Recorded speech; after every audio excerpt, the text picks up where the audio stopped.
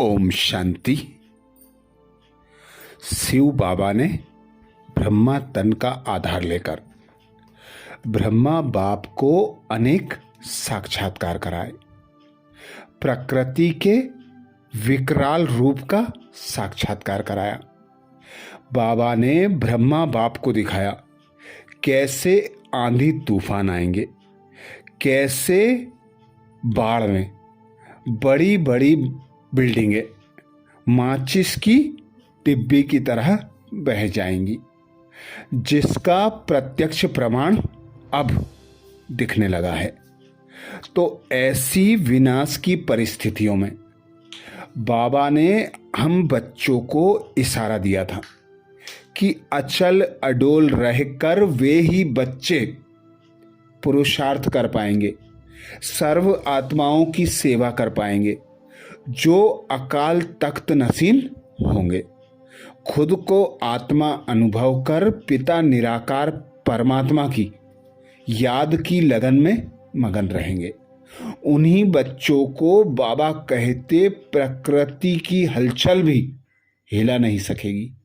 वे अचल अडोल महावीर बनकर हर आत्मा की सेवा कर सकेंगे।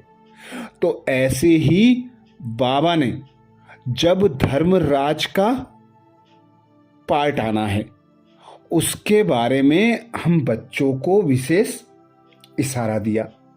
बाप दादा ने कहा, महाविनाश देखने के लिए मास्टर महाकाल बनना पड़ेगा।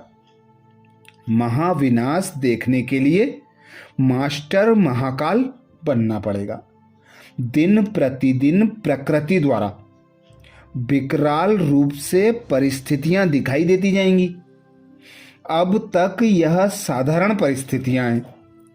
विकराल रूप तो प्रकृति अब धारण करेगी, जिसमें विशेष आपदाओं का वार अचानक ही होगा। अभी तो थोड़ा समय पहले मालूम पड़ जाता है, लेकिन प्रकृति का विकराल रूप क्या होगा। एक ही समय पर प्रकृति के सभी तत्व साथ साथ और अचानक वार करेंगे। अर्थात बाबा हम बच्चों को सचेत करते, सावधान करते कि अभी जो प्रकृति के तत्व हलचल करते हैं उसके बारे में पहले पता लग जाता है। और एक तत्व हलचल करता है, दूसरा शांत रहता है। पर उस समय का सोचो जब पांचों तत्व हलचल में आएंगे, विकराल रूप दिखाएंगे। तो ऐसे समय के लिए बाबा कहते वे पांचों तत्व अचानक वार करेंगे। किसी भी प्रकार के प्रकृति के साधन बचाव के काम में नहीं आएंगे, और ही साधन समस्या का रूप बन जाएंगे। ऐसे समय पर प्रकृति के विकराल रूप का सामना करने के लिए किस बात की आवश्यकता होगी? बाप दादा पूछते, ऐसे विकराल समय पर किस बात की आवश्यकता होगी? अपने अकाल तख्त नसीन अकाल मूर्त बनने से महाकाल बाप के साथ साथ मास्टर महाकाल स्वरूप में स्थित होंगे, तब ही सामना कर सकेंगे। अर्थात जो बच्चे अकाल तख्त नसीन होकर खुद को आत्मा अनुभव कर पिता परमात्मा महाकाल बाप को साथी सहयोगी बनाकर रखेंगे और बाबा की श्रीमत अनुसार कर्म करेंगे, तो ऐसे बच्चे ही बाप के साथ साथ मास्टर महाकाल स्वरूप में स्थित होंगे। तब ही हर परिस्थिति का सामना कर सकेंगे। महाविनाश देखने के लिए मास्टर महाकाल बनना पड़ेगा। मास्टर महाकाल बनने की सहज विधि बाप दादा कहते कौन सी है? अकाल मूर्त बनने की विधि है।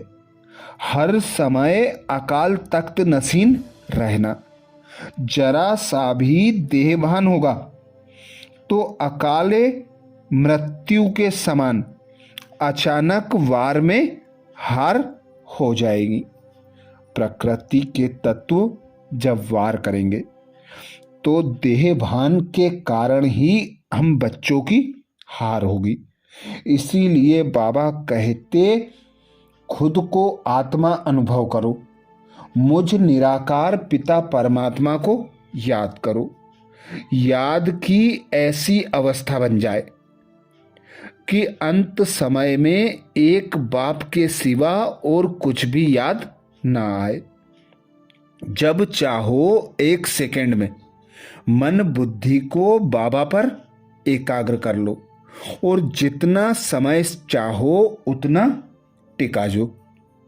तो जितना टिकने का अभ्यास होगा उतना ही बाबा ने हमें श्रीमत दी है कि बाबा इशारा करेगा, जो बच्चे बाबा की याद में होंगे उन बच्चों को बाबा अपने पास बुला लेगा। यह महावाक्य बाबा ने हम बच्चों को 14 सितंबर 1975 की वाणी में सुनाए थे, जिसमें बाबा ने हम बच्चों को विकट परिस्थितियों पर विजय प्राप्त करने की युक्ति बताई, अर्थात धर्मराज की सजाओं से बचने की विधि बताई। अर्थात जो जो बाबा ने साक्षात्कार में देखा था वे अब प्रत्यक्ष होने लगे हैं। हम अभी वर्तमान समय में देख रहे हैं, आधा भारत बाढ़ से ग्रसित हो रहा है। बारिश हो रही है पर हर जगह पानी ही पानी दिखाई दे रहा है। अर्थात जो साधारण बरसात होती थी उससे कहीं ज्यादा होने लगी है। वायुमंडल का ऐसा परिवर्तन बाबा ने विनाश के समय ही देखा था, जो अब प्रत्यक्ष होने लगा है। आधा भारत ही नहीं अपितु सारे विश्व में यही समस्या गहराई हुई है कि अचानक इतनी बारिश कैसे हो रही है।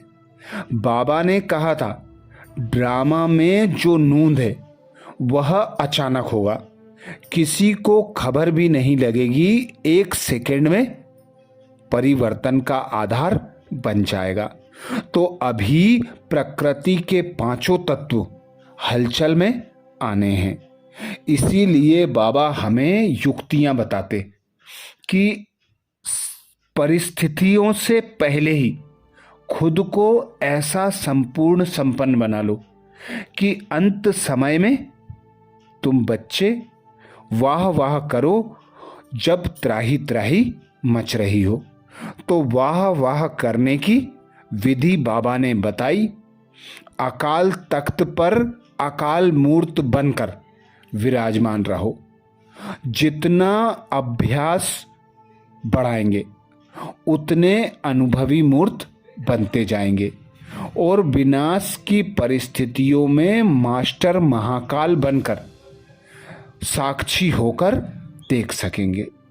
अच्छा, ओम शांति।